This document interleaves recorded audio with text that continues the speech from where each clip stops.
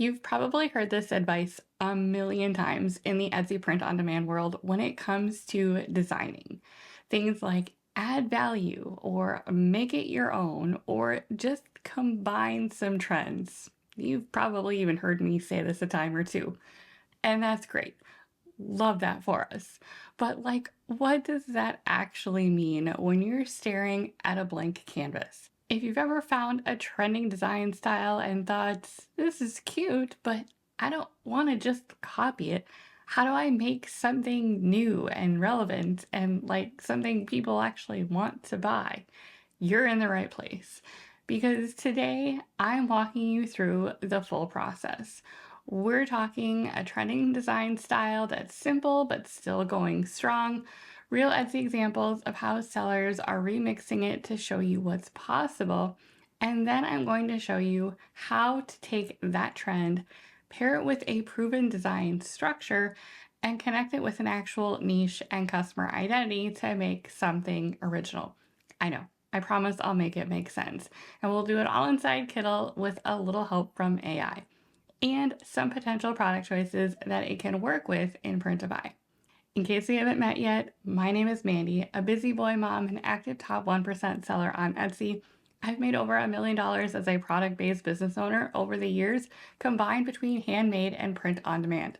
And so now I'm on a mission to help creative entrepreneurs like you feel confident in growing your Etsy business with print on demand so that your products can get seen, loved, and sold without inventory and without the overwhelm. All right, let's talk about the trend I'm building from today. What I'm calling retro text with some flair. You've probably seen versions of this floating around on Etsy. What makes this style so powerful though is that it's not just a trend, it can also be a template, and it's not super complicated either. It gives you a strong, recognizable structure to build from.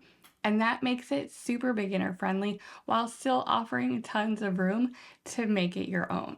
Now, here's something I really want to pause and emphasize, especially if you're the kind of person who scrolls Etsy and starts feeling discouraged because it looks like everything's already been done.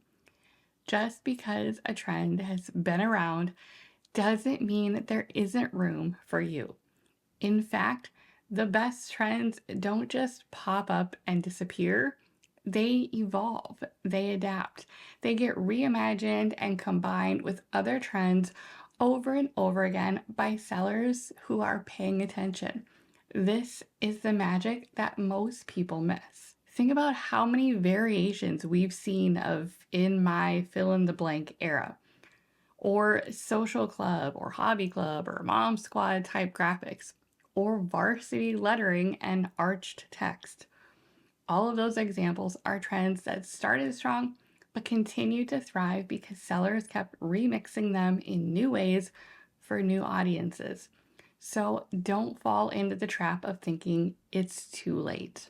Your job doesn't need to be that you are the first. Your job can be to find the intersection between what's trending and what your customer will connect with. There's nothing wrong with being first, but I can tell you that if that's what you're constantly trying to chase, it gets exhausting and will start to feel like a hamster wheel instead of a fun and free-flowing process. So with that in mind, let me show you some real Etsy listings that are doing this very well with this particular trend and what we can learn from them. You'll notice a few common themes in the most successful listings using this trend. They're not just slapping on a font and calling it a day. They're adapting it in ways that make it feel new and specific and worth buying. And you'll notice that every single one of the examples I give are still reaching bestseller and in-demand status on Etsy. So here are a few ways that they're doing it. Number one, they're combining with other trends. And that's part of what we'll take a look at today when we do some actual designing. Some sellers are blending this retro font style with other trending concepts or design structures, like this one with a definition style design where they've also added color and niche humor that the targeted customer would relate to. It's speaking to that audience directly. Which leads us into another way, which is using that specific niche relevant messaging. Other shops are leaning into specific buyer identities. Notice in the examples so far, they've been tied to a specific niche. So you might catch the trend taking off with a very broad saying or general design, but this is where you can adapt it to create connection with the buyer. Like this one, aimed at teachers with some added flair like monochromatic text colors and the little floral accents. The basic text concept stays the same, but the message and the design connects to someone's identity, and that's what makes it sell. And finally, number 3, adding personalization. Personalization is always a win these days. Things like adding someone's name, like this one that combines personalization with previously mentioned niche relevant messaging. Some other ideas and twists for this design style could include combining it with trendy phrases that use era or club, or adding text with group relevancy such as squad or crew, and even seasonal versions when they make sense. So if you've ever looked at a trend and thought, I don't want to copy that, remember, you don't have to, nor should you. You just have to be able to translate it for your customer and add your own little touches of creativity in there. And I know this feels easier said than done. But the good news is that the more you practice this, the better you will get at this skill over time. Because yes, this is a skill that you absolutely build. So now that we've seen how others are doing it, I'm going to walk you through an example of how to build your own version from scratch. So let's hop over to Kittl. So for this design, we're going to start by creating the core elements of this trend, the retro text style, and then build something new by combining it with a niche specific theme, a proven layout structure, leveraging a trend that's been around for a while. So we'll do some trend combining, and then a product type that is in demand. So first in Kittl, I'm starting with their print on demand template so that I know I've got the right size. So I click over to here to print on demand, and then I'm going to start with a t-shirt in this case, which again will translate well to other products as well because it'll be large enough. So I'm going to start with this t-shirt template. And then we are going to click on create and we are ready to start. And then once I've got my design area, I just add in a couple of reference images just so you can kind of see what I'm going for.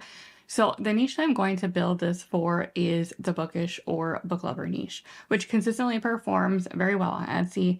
And I'm going to trend combine our kind of retro text that we've been talking about with this word block concept. This started popping up everywhere sometime last year, typically around fall.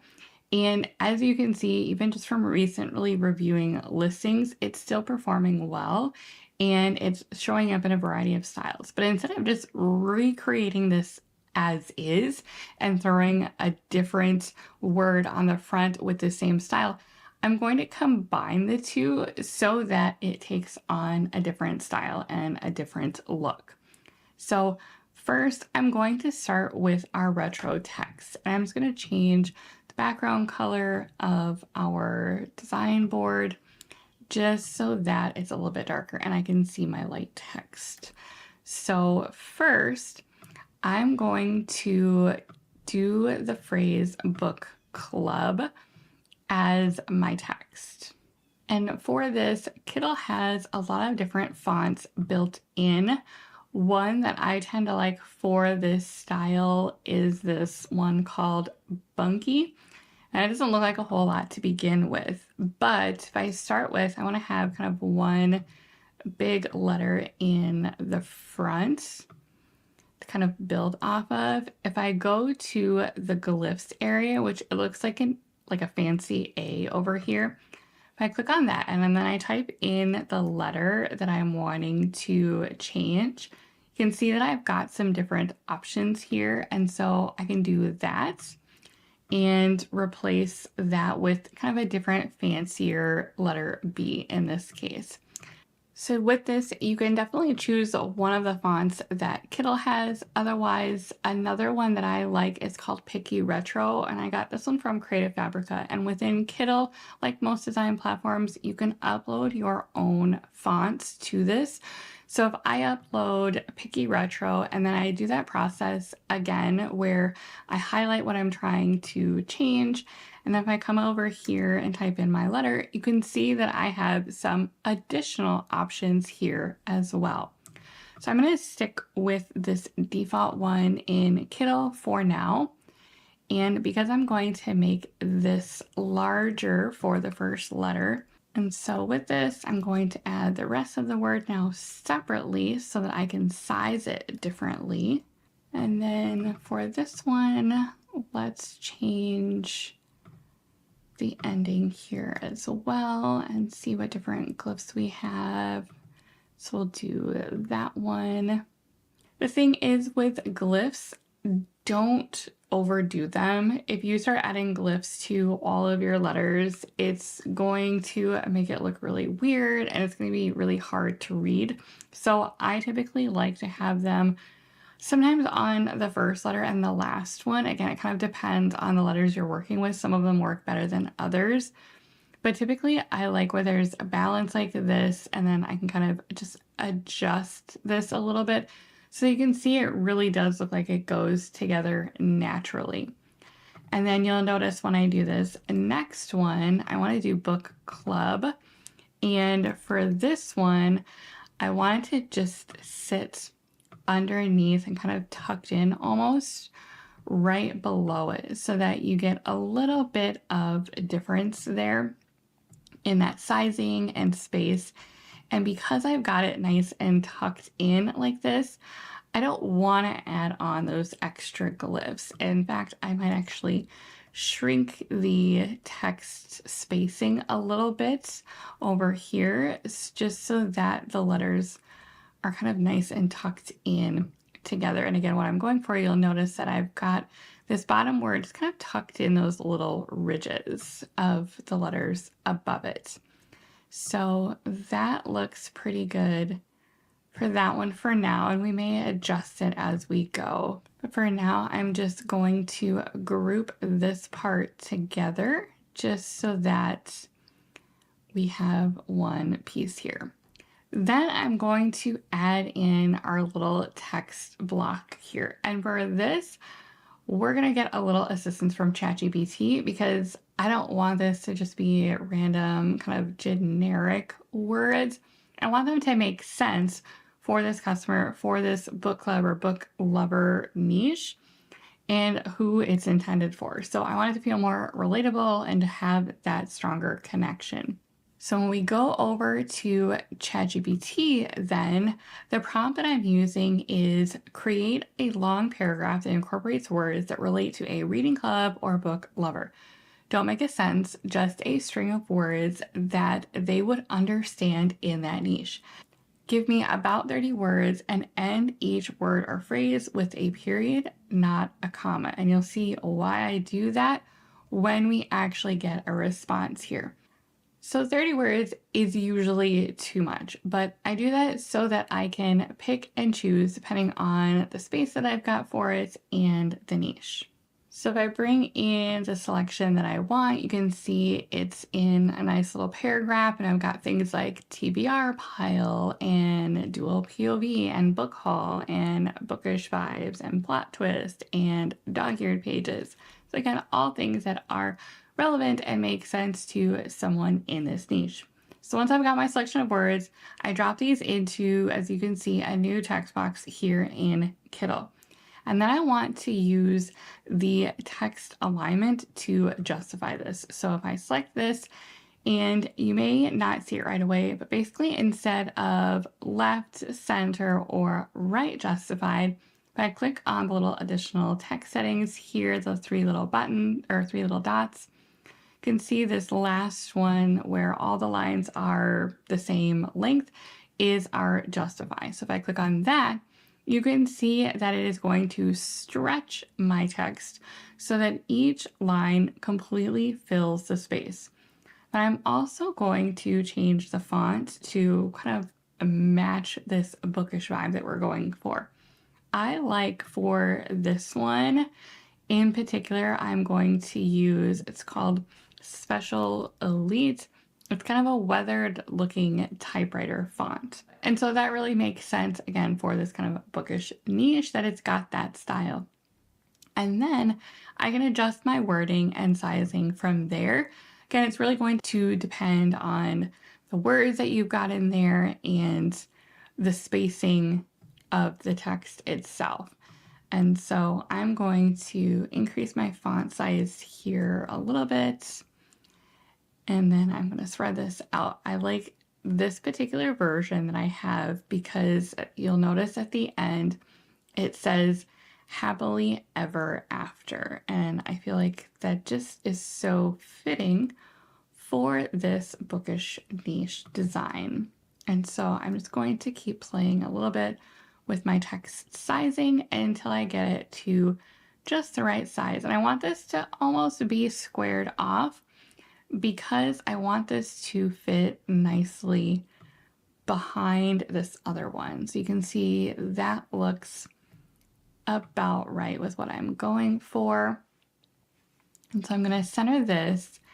I'm going to change my text to white because this will be a design for a dark shirt. And then I'm going to send this to the back so that our book club here is layered on the front. And I'm going to change that to white as well.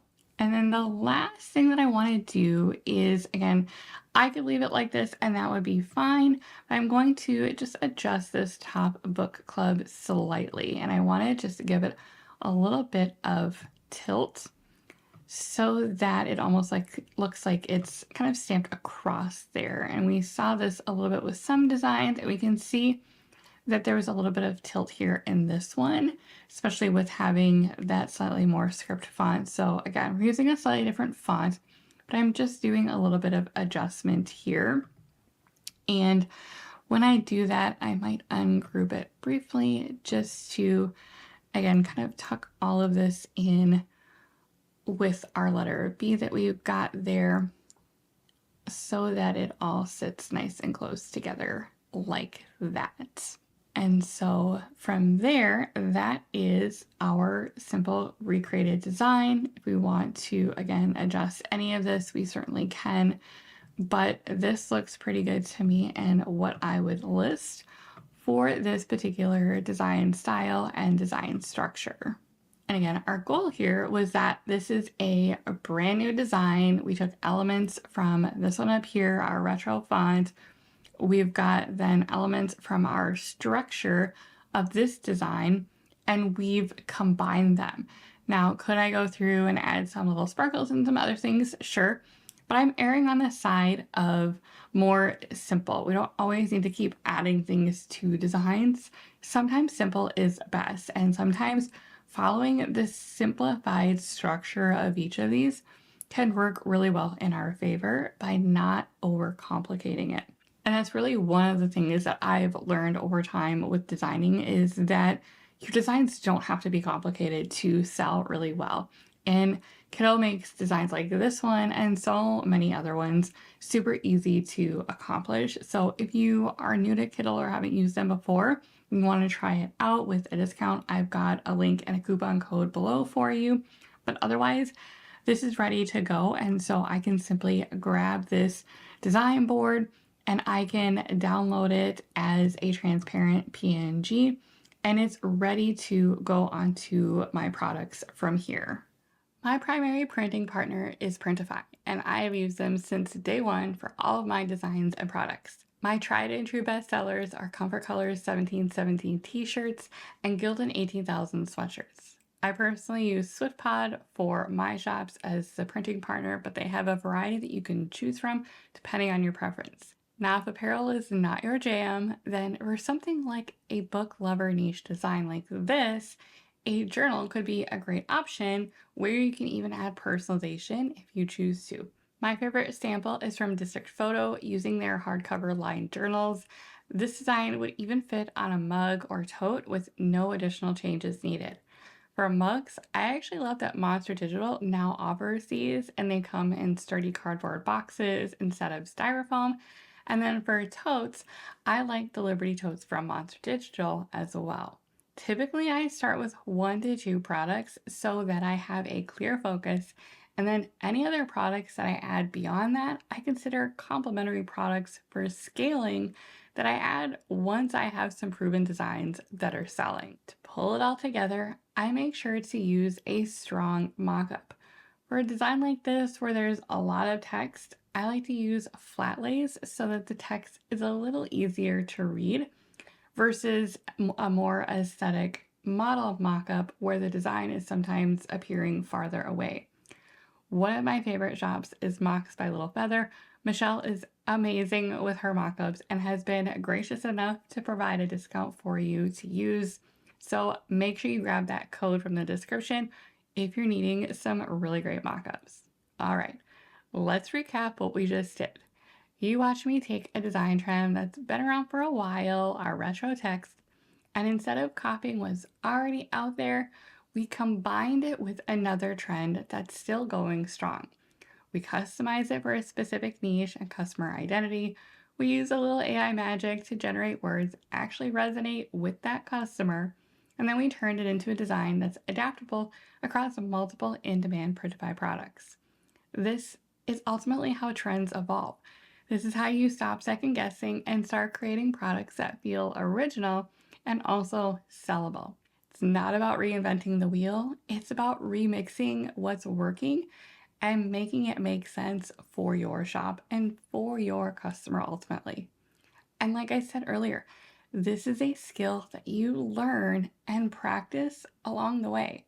I am not a graphic designer. My early designs were admittedly not very good. And I am not ashamed to admit that I am not great at every single trend that's out there, nor do I try to be. But instead, I learn, practice, and do what I've learned works for me, my shop, and my customers over time. It gets easier every time you do it. Today's trend and design structure actually came straight from my August monthly trend report. I release them at the end of each month so that you have a roadmap going into the next month with inspiration and strategy. And my September trend report is already live in my communities. So if you found this helpful and you want more trend breakdowns like this, along with niche strategies, product ideas, and creative resources, I've got 2 great options for you. Number one, my Pod Essentials mini membership. This is perfect if you just want access to the monthly trend reports and some extra resources and new ideas to keep your listings flowing every single month. And of course, the other option is my Simply Thrive full membership. If you're looking for more support, strategy, and structure, this is where you'll get access to my full print on demand growth course, monthly live calls, bonus templates and trainings, and of course, my full suite of AI BizBot besties to help you with niches, designs, scaling strategies, and more. Both options are linked below so that you can check them out and see which one fits where you're at in your journey. Just remember, your next bestseller might not require a brand new idea. It might just need a different spin on a trend that's already working. In the meantime, stay focused, my friends. Keep taking action and never stop pursuing excellence in your business. Thanks for watching. I'm so glad you're here, and I'll see you in the next one.